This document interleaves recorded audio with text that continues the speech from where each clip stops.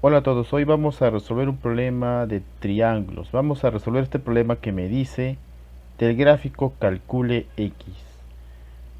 Bueno, de este gráfico nosotros vamos a determinar el valor de este ángulo X. ¿Cómo vamos a resolver este problema? Para eso vamos a recordar dos aspectos teóricos y eso lo vamos a hacer a continuación. Bueno, antes de resolver el problema vamos a recordar dos aspectos teóricos fundamentales que nos van a permitir resolver este y demás problemas. Comenzamos con el primer aspecto teórico. Si nosotros tenemos un cuadrilátero tal como ABCD, donde la suma de sus ángulos opuestos, en este caso los ángulos opuestos A y C, es igual a 180, entonces podemos decir que el cuadrilátero ABCD es un cuadrilátero inscriptible, o sea, se puede inscribir en una circunferencia. ¿Cuál es el requisito para que un cuadrilátero sea inscriptible? Que la suma de dos ángulos opuestos del cuadrilátero, tal como A y C, sea igual a 180 grados. En este caso, cada ángulo mide 90 grados y esa suma es igual a 180 grados. Entonces se trata de un cuadrilátero inscriptible. Luego, al tratarse de un cuadrilátero inscriptible, se cumple lo siguiente. Si yo tengo un ángulo en el vértice B, un ángulo externo tal como X, entonces este ángulo X se repite en el vértice D. ¿Esto qué quiere decir? Que la medida del ángulo ADC es igual a X también. El mismo valor que este ángulo de aquí. Muy bien, ahora vamos a recordar la segunda propiedad.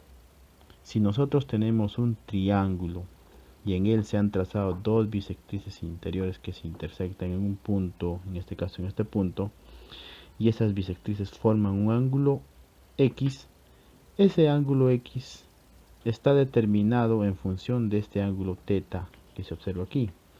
X es igual a 90 más la mitad de ese ángulo sobre 2. Bueno, teniendo en cuenta este aspecto teórico, nosotros vamos a resolver el problema que hemos enunciado.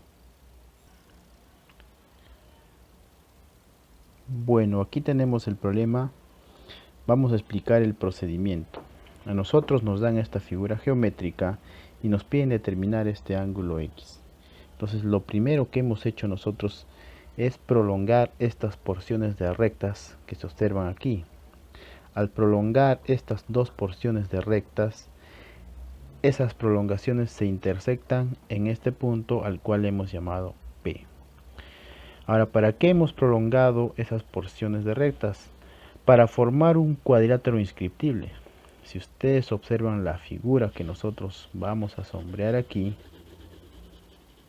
se forma el siguiente cuadrilátero, el cuadrilátero M, B, N y P, que viene a ser un cuadrilátero inscriptible según hemos visto anteriormente, dado que la suma de dos ángulos opuestos, tal como este ángulo y este ángulo, es igual a 180 grados. Entonces, se trata de un cuadrilátero inscriptible. Por lo tanto, si este ángulo externo en B mide X, entonces automáticamente este ángulo en P también mide X.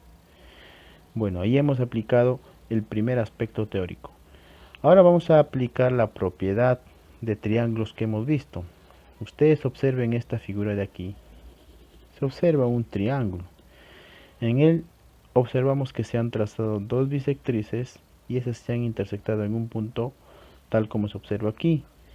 Entonces sabemos que este ángulo 2x está en función de este ángulo x según la propiedad que hemos recordado. Podemos decir que 2x es igual a 90 más x sobre 2, o sea, esto. Y aquí tenemos 3x sobre 2 es igual a 90 y por lo tanto el valor de x es igual a 60 grados. Y eso viene a ser la respuesta del problema.